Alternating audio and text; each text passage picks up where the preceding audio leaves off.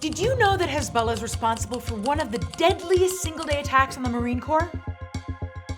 On October 23, 1983, the terrorist organization Hezbollah attacked a U.S. base in Beirut, Lebanon, killing 241 Marines and service members, which is the deadliest single attack on U.S. Marines since the Battle of Iwo Jima in 1945. Hezbollah had planned its operation for months, and finally one Sunday morning, when Hezbollah suspected that the Marines would be the most vulnerable, suicide bombers drove 2 trucks in the Marine barracks loaded with 18,000 pounds of explosives. The amount of explosives in this attack was so large that it was the single largest non-nuclear explosion on Earth since the Second World War, and it completely demolished the 4-story building that had housed over 400 service members. Hezbollah claimed responsibility for the attacks and celebrated the killing of American Marines, which followed an attack on the U.S. Embassy in Beirut 6 months earlier and which killed 63 people. This is why Hezbollah is a sworn enemy of the United States and a designated terrorist organization. Not just by us, as most of the press would like to believe, but by over 60 countries around the world. You do that math. But why'd they do it? Let's walk it back. At the time, Lebanon was in the middle of a messy and bloody civil war that had numerous players and factions fighting each other. In 1982, the Israeli military was in Lebanon fighting the Palestinian Liberation Organization, or PLO, which had originally caused the civil war in Lebanon in 1975. And the Iranian regime, which had come to power with the Islamic Revolution in 1979, created Hezbollah and backed other terrorist groups as well to resist Israeli presence in Lebanon. So in 1982, President Ronald Reagan deployed 1,800 Marines to Lebanon